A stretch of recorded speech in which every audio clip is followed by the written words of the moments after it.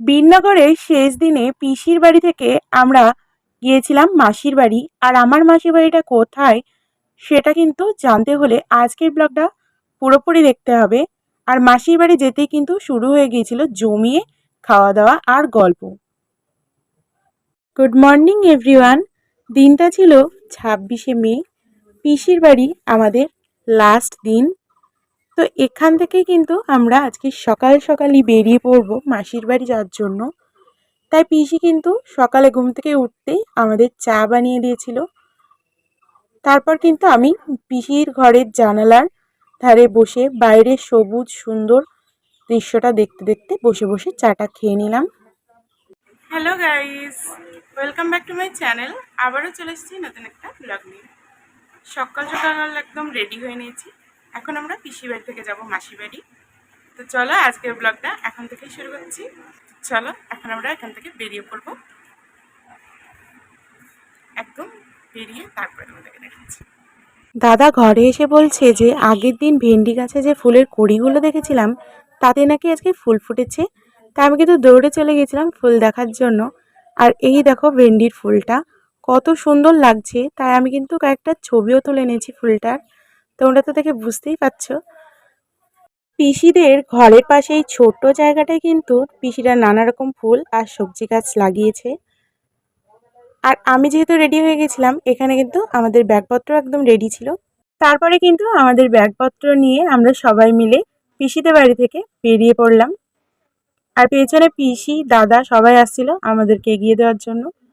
বাড়ি থেকে বেরিয়ে কিন্তু আমরা পিসেমশাইয়ের জন্য কিছুক্ষণ বাড়ির সামনে দাঁড়ালাম। আর এখানে কিন্তু পিসি জোর করছে দিদিকে টাকা দেওয়ার জন্য, তারপর জোর করে হাতের মধ্যে টাকাটা গুঁজে দিয়েছে। তোমরা হয়তো ভাববে যে এত বড় মেয়েকেও পিসি টাকা দিচ্ছে। সেটা কিন্তু নয়, যারা আমাদেরকে ভালোবাসে তাদের কাছে কিন্তু আমরা অনেকটা বড় হয়ে গেলেও সেই ছোটই থাকি। তাই কিন্তু পিসি মাসি সকলের বাড়ি গেলেই কিন্তু আমার এটাই মনে হয় যে আজও আমরা ওদের কাছে অনেকটাই ছোট। আর এই টাকাটা শুধু টাকা নয়, আমাদের প্রতি ওদের অনেক ভালোবাসা আর আশীর্বাদ বলতে পারো। আর পিসির বাড়িটা কিন্তু স্টেশন আর বাস স্ট্যান্ডের একদম কাছে। তাই কিন্তু পা হাঁটলেই বাস স্ট্যান্ড আর স্টেশন দুটোই পৌঁছে যাওয়া যায়। তাই কিন্তু পিসেমশাই এসেছিল আমাদেরকে বাস স্ট্যান্ডে বাসে তুলে দেওয়ার জন্য। আর আমরা এখানে অনেকক্ষণ ধরে দাঁড়িয়েছিলাম, অপেক্ষা করছিলাম বাসের জন্য। তো অনেকক্ষণের মধ্যে কোনো বাস না আসায় পিসির বাড়ি থেকে মাসির বাড়ি যেহেতু একটা স্টপেজ দূরে, তাই পিসেমশাই বললো যে চল তোদেরকে টোটোতে তুলে দিই। তারপর একটা টোটো পাওয়া গেল যেটা আমাদেরকে মাসির বাড়ি পৌঁছে দেবে। তাই কিন্তু পিসেমশাই কথা বলে বাড়ির ঠিকানা বলে আমাদেরকে তুলে দিল টোটোতে। তারপর টোটোয় করে আমরা যাওয়া শুরু করলাম। কিছুটা যেতেই রেলগেট পড়ে গেছিলো, তাই কিন্তু কিছুক্ষণ দাঁড়িয়েছিল আমাদের টোটোটা রেলগেটের কাছে। তারপর রেলগেট ছাড়ার পর কিন্তু আস্তে আস্তে আমাদের টোটোটা আবার রওনা দিল। আর রেলগেট পার হতে হতে কিন্তু আমি দুই পাশে দেখছিলাম যে কত সুন্দর জঙ্গলে এত এত ফুল ফুটেছে, খুবই সুন্দর লাগছে সেগুলো দেখতে। আর আমাদের কিন্তু রেলগেট পর্যন্ত আস্তে আস্তে ট্রেনটা কিন্তু বেরিয়ে গিয়েছিল। শুধু রেলগেটটা খুলেছিল না বলে কিন্তু আমাদের কিছুক্ষণ টোটোটাকে দাঁড়াতে হয়েছিল। তবে আমার খুব খারাপ লাগছিল, কারণ আমি একটুর জন্য হয়তো ট্রেনটা দেখতে পেলাম না। তারপর কিন্তু আমরা রাস্তার দুই পাশে সুন্দর দৃশ্য দেখতে দেখতে আমরা কিন্তু তাহিরপুরটাকে ছাড়িয়ে এসেছিলাম। আর তাহিরপুরটা একদমই ছোট একটা স্টপেজ। কিছুক্ষণের মধ্যেই কিন্তু আমরা পৌঁছে গিয়েছিলাম তাহিরপুর রেলগেটের কাছে। ও তোমাদেরকে তো বলাই হয়নি যে আমার মাসির বাড়িটা কোথায়। আমার মাসির বাড়ি হচ্ছে বাদকুল্লা। আর এই মাসিরা হচ্ছে নবদ্বীপে যে মাসির বাড়ি গিয়েছিলাম সেই মাসিরই দিদি, মানে বড় মাসি। আর এই মাসি কিন্তু ভীষণ আমাদেরকে ভালোবাসে। আমরা এদিকে এসেছি শুনে কিন্তু অনেকবার আমাদেরকে ফোন করেছে যে আমরা কবে আসবো। কথা বলতে বলতে কিন্তু পৌঁছে গিয়েছিলাম মাসির বাড়ির কাছাকাছি, মানে বাতকুল্লায়। তারপর কিন্তু আমাদের টোটোটা বাড়ির থেকে একটু আগেই নামিয়ে দিল। তারপর কিন্তু আমরা ব্যাগপত্র নিয়ে চলে আসলাম মাসির বাড়ির সামনে। এইটা হচ্ছে আমার মাসির বাড়ি। তারপর কিন্তু গেট খুলে আমরা সবাই একে একে ঢুকে পড়লাম। আর গেটে কলিং বেল দিতেই কিন্তু ভাই চলে এসেছিল গেট খোলার জন্য। তারপর কিন্তু সবাই মিলে ঢুকে পড়লাম বাড়ির ভেতরে। তো ফাইনালি আমরা কিন্তু সকাল 9টার মধ্যেই পৌঁছে গেছি মাসির বাড়ি। এখন কিন্তু তাড়াতাড়ি চেঞ্জ করে নেব। তারপর ঘরের মধ্যে গিয়ে কিন্তু তাড়াতাড়ি জামাটা চেঞ্জ করে নিলাম। তারপর এসে বসলাম একটু বারান্দায়। আর ভেতরে গিয়ে কিন্তু দেখছি দিদা এসেছে বেড়াতে। আর দিদাকেও অনেকদিন দেখা হয় না, তাই এখানে এসে দেখতে পেয়ে কিন্তু ভীষণই ভালো লাগলো। আর মাসিও কিন্তু ছিল না, সবে এলো বাড়িতে। মাসি গিয়েছিল বাজারে। আর এখানে কিন্তু খেতে দেওয়ার জন্য সব আসনও পাতা হয়ে গেছে। তাই আমি কিন্তু ভেতরে রান্নাঘরের সাইডে গিয়ে দেখছি দিদা এখানে লুচি বেলছে। আর এখানটায় কিন্তু মাসি গরম গরম লুচি ভাজা শুরু করে দিয়েছে আমাদের সকালের খাবারের জন্য। আর মেসো যেহেতু থাকে না, তাই মাসিকেই বাজারগুলো করতে হয়। তাই কিন্তু মাসি বাজার করে এসেই কিন্তু শুরু করে দিয়েছে লুচি ভাজতে। আর এখানে কিন্তু ছিল গরম গরম লুচি আর ছোলার ডাল সকালের খাবারের জন্য। তারপর মাসি বলল মাসিকে একটু হেল্প করতে, তাই আমি আর দিদি কিন্তু চলে গিয়েছিলাম সবাইকে সকালের খাবার দেওয়ার জন্য। এখানে বসেছিল মা, দিদা, ভাই। ওদের খেতে দেওয়ার পর কিন্তু আমরাও বসে গিয়েছিলাম খেতে। আর আমাকে কিন্তু তুলে দিচ্ছিল দিদি। আর আমি কিন্তু লুচি খেতে ভীষণই ভালোবাসি। আর আজকের সকালের খাবারে কিন্তু ছিল লুচি, ছোলার ডাল, রসগোল্লা আর পায়েস। তারপর আমরাও দুজন খাওয়া শুরু করে দিলাম। আর যেমন আমার পিসি ভালো রান্না করে, তেমন কিন্তু আমার মাসিও ভীষণই ভালো রান্না করে। আর আজকে ছোলার ডালটা কিন্তু মাসি একদম দোকানের মতন বানিয়েছিল, হালকা মিষ্টি মিষ্টি। আর আমার তো লুচি হলেই যথেষ্ট। শেষে কিন্তু খাচ্ছিলাম রসগোল্লা। আর মাসি একটা মিষ্টিও দিয়েছিল, সন্দেশ। তারপর কিন্তু আমরাও খাওয়া দাওয়া কমপ্লিট করে নিলাম। খাওয়া দাওয়া শেষে কিন্তু মাসি বলল যে আজকে যেহেতু ঠান্ডা ঠান্ডা দিন আছে, তাই বানাবো বিরিয়ানি। তোরা একটু আমাকে বিরিয়ানি বানানোর জন্য পেঁয়াজ টেয়াজ কেটে হেল্প করে দে। তাই তাই এখানে আমি, দিদি আর দুই দিদা মিলে বসে পড়েছিলাম পেঁয়াজ, রসুন, আদা এগুলো কাটার জন্য। আর এখানে আমার মা আমাদের জামা কাপড়গুলো একটু গুছিয়ে দিচ্ছিল। সবাই মিলে কিন্তু হাতে পাতে খুব তাড়াতাড়ি কিন্তু আমরা চিকেন, মাটন, বিরিয়ানি সব কিছুর পেঁয়াজ, রসুন, আদা সব কিছু কিন্তু কাটা কমপ্লিট করে নিয়েছিলাম। তারপর মাসি বাইরে থেকে ডাকলো যে মাসি চিকেনকে ধুতে গেছে, তাই একটু মাটনটা বসিয়ে গেছে, সেটাকে একটু নাড়াচাড়া করে দিতে। তাই কিন্তু আমি কিছুক্ষণের জন্য মাটনটাকে নাড়াচাড়া করে দিচ্ছিলাম আর ওখানটায় দাঁড়িয়েছিলাম।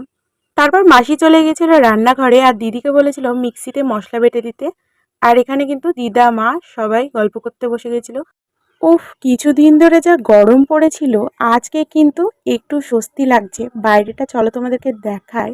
বাইরে একটু মেঘলা মেঘলা ওয়েদার। আর একদম খুব জোরে জোরে কিন্তু হাওয়া হচ্ছিল। আর তোমরা তো জানোই এটা রেমাল ঝড়ের আগের দিনের ব্লগ, মানে 26শে মে। আর তোমরা আমার চুলটা দেখে তো বুঝতেই পারছো কতটা জোরে জোরে কিন্তু হাওয়াটা হচ্ছিল। আর এই ওয়েদারটা কিন্তু ভীষণ ভালো লাগছিল, হালকা ঠান্ডা ঠান্ডা ওয়েদার। তারপর ভেতরে গিয়ে দেখছি এখানে দিদির মশলা বাটা কমপ্লিট।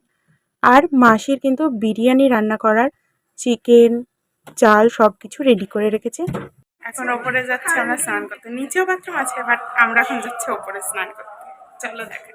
সব কিছু তো প্রায় মোটামুটি রেডি করে দেওয়া হয়েছে, মাসি এখন রান্না করবে। তাই আমরা কিন্তু সবাই মিলে চলে গিয়েছিলাম ছাদে স্নান করার জন্য। আর ছাদে গিয়ে কিন্তু দেখছি মা এখানে আগে থেকে এসে দাঁড়িয়ে আছে স্নান করবে বলে। আর এই হচ্ছে মাসিদের বাড়ির চারিপাশটা। ওপরে স্নান করতে আসার একটাই কারণ, সেটা হচ্ছে মাসিদের এখানে জলে এত পরিমাণ আয়রন যে ডাইরেক্ট জলে কিন্তু স্নান করা যায় না। তাই ছাদে একটা ফিল্টার রয়েছে, যেটাতে করে ফিল্টার হয়ে কিন্তু পরিষ্কার জল বেরোয়। তাই কিন্তু আমরা সবাই মিলে এসেছি ছাদে স্নান করতে। ফিল্টার এখানে জল বসিয়ে দিয়েছি। ততক্ষণে চলো তোমাদেরকে একটা জিনিস দেখাই।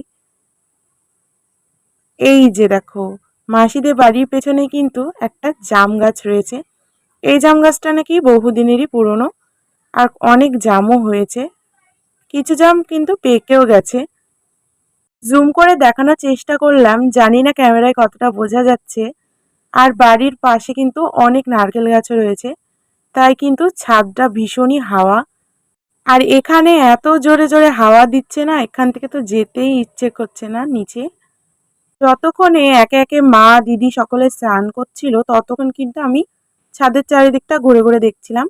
তো বাড়ির সামনের দিকে একটা বাড়িতে দেখছি রয়েছে এখানে খেজুর গাছ, কত খেজুর হয়েছে দেখো। আর আম গাছে আমও কিন্তু অনেক হয়েছে। সবকিছু আমি দেখছিলাম চারিদিকটা ঘুরে ঘুরে। তারপর একে একে দিদা, মা, দিদি সবার স্নানের শেষে কিন্তু আমি স্নানের লাইন পেয়েছিলাম। কথা বলতে বলতেই কিন্তু এখানে আমার জলটাও ফিল্টার হয়ে গিয়েছে। যেও বাথরুম আছে, বাট এখন এলাম ছাদে, একটু হাওয়া হচ্ছে, একটু হাওয়াটাও খাবো, তারপর স্নানটা করবো, করে তারপর নিচে যাবো। আর নিচে মাসি আমাদের জন্য রান্না বান্না করছে। এখন ফাটাফাট চানটা করে নেবো, চান করে তারপরে নিচে গিয়ে দেখাবো মাসিকে রান্না করছে। তারপরে তাড়াতাড়ি স্নান টান সেরে কিন্তু একদম ছাদে সব কিছু জামা কাপড় মেলে চলে আসলাম নিচে। নিচে এসে মাসিদের পাশের ঘরটা ঢুকেই এখানে দেখছি ভাই যে ড্রয়িংগুলো করে সেগুলো কত সুন্দরভাবে দেয়ালের সাথে আটকে আটকে রেখেছে। সেগুলো কিন্তু আমি ভাইয়ের আঁকাগুলোকে একটা একটা করে দেখছিলাম। বেশ ভালোই আঁকে আমার ভাই। তারপর চলে আসলাম বারান্দায়। এখানে দাঁড়িয়ে দাঁড়িয়ে চুলটাকে ভালোভাবে মুছে নিলাম একটু। আর ওদিকে মাসি বারবার রান্নাঘর থেকে ডাকছিল চিকেন কষা খাওয়ার জন্য আমাকে। তারপর রান্নাঘরের দিকে গিয়ে দেখি এখানে কিন্তু ভাই মাসিকে হেল্প করছে বিরিয়ানি বানানোর জন্য। কারণ মাসি যেহেতু একা থাকে তো একাই সব কিছু করতে হয়, তাই ভাই কিন্তু মাসিকে অনেক কাজে হেল্প করে দেয়। তারপর কিন্তু মাসি এখানে বিরিয়ানির লেয়ার বানাতে শুরু করে দিয়েছিল। আর আমরা কিন্তু 3 ভাই বোন মিলে ওখানে দাঁড়িয়ে দাঁড়িয়ে চিকেন কষা খেতে খেতে দেখছিলাম বিরিয়ানি বানানোটা। কারণ আমি বিরিয়ানি বানাতে পারি না, আর আমাদের বাড়িতে কেউই পারে না, তাই কিন্তু মাসির এখান থেকে দেখে দেখে বিরিয়ানি বানানোটা আমরা শিখে নিচ্ছিলাম। তারপর বিরিয়ানিকে দমে দিয়ে দেওয়া হলো। আর এখানে চিকেন তো আগেই রেডি হয়ে গেছে। আর মাসি আজকে মাটনও বানিয়েছে, তাই মাটনটাকেও এখানে রান্না করে রাখা রয়েছে। তারপর বিরিয়ানি হতে হতে কিন্তু আমরা চলে গিয়েছিলাম টিভি দেখার জন্য। 3 জন মিলে টিভি দেখতে দেখতেই কিন্তু বেজে গেছিল 2:20 মতন। তো এখন মাসির তো বিরিয়ানি, চিকেন, মাটন সব রান্না হয়ে গেছে। যেহেতু অনেকটাই বেলা হয়ে গেছে তাই মাসি কিন্তু বারবার আমাদেরকে খেতে ডাকছে রান্নাঘর থেকে। আর এটা হচ্ছে আমার মাসির ছেলে ভাই, ও এসেছে আমাকে ডাকতে। চলো তাহলে দুপুরের লাঞ্চটা করে নেব। মাসির বিরিয়ানি রান্না হয়ে গেছে। আমরা আমরা স্নান টান সেরে একটু আড্ডা দিচ্ছিলাম, টিভি দেখছিলাম, তার মধ্যে মাসির বিরিয়ানি রান্না হয়ে গেছে। তো এখন সবাই মিলে খেতে যাব। এখান থেকে বিরিয়ানির গন্ধটা নাকে আসছে। তো চলো তাড়াতাড়ি দুপুরে খাওয়াটা কমপ্লিট করে নিই। তারপরে আমিও চলে আসলাম খাওয়ার জায়গায়। এসে দেখি এখানে সবাই খেতে বসে পড়েছে। আর মাসি কিন্তু সবাইকে বিরিয়ানিটা বেড়ে দিচ্ছিল। মাসিদের এখানে এত জোরে জোরে কীর্তন হচ্ছিল যে সেই আওয়াজটা কিন্তু সব ভিডিওতে চলে আসছিল। তারপরেই চলে এসেছিল আমাদের সামনে আজকে স্পেশাল এগ বিরিয়ানি আর চিকেন চাপ, সাথে ছিল স্যালাড, শসা আর পেঁয়াজ। আর আমি কিন্তু বিরিয়ানি অতটাও পছন্দ করি না, তবে আজকের বিরিয়ানিটা কিন্তু বেশ ভালো হয়েছিল।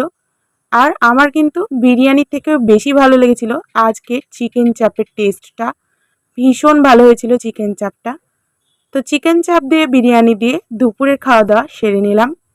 আর এখানে হচ্ছিল জামাল কুদু গান টিভিতে, তাই কিন্তু মাসি আমাদের ডান্স করে দেখাচ্ছিল। তারপর বারান্দায় সবাই মিলে বসে গল্প করতে করতে সন্ধে হয়ে গিয়েছিল। আর বাইরে কিন্তু ভীষণ মেঘ করেছিল আর ভীষণ জোরে জোরে হাওয়া হচ্ছিল। সবাই মিলে যখন এক জায়গায় হওয়া যায় তখন সময়টা যে কিভাবে কেটে যায় সেটা বোঝাই যায় না। সন্ধ্যাবেলায় মাসি কিন্তু দিয়ে দিয়েছিল চা। সবাই মিলে বারান্দায় বসে গল্প করতে করতে চাটা খেয়ে নিলাম। আর রাতের ডিনারে কিন্তু আজকে ছিল চিকেন চাপ, রুটি, অল্প পরিমাণ ভাত আর অল্প একটু বিরিয়ানি। আমি বিরিয়ানিটা খাইনি, দিদিকে দিয়ে দিয়েছিলাম। আমি খেয়েছিলাম ভাত আর রুটি।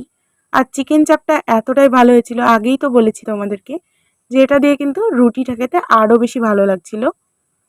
সব কিছু দিয়ে খাওয়া দাওয়া কমপ্লিট করে বহুদিন বাদে সবাই এক জায়গায় হলে যা হয় আর কি। আমি তো এখন দেখছি আমি ব্লগটা এন্ড করতেও ভুলে গেছি।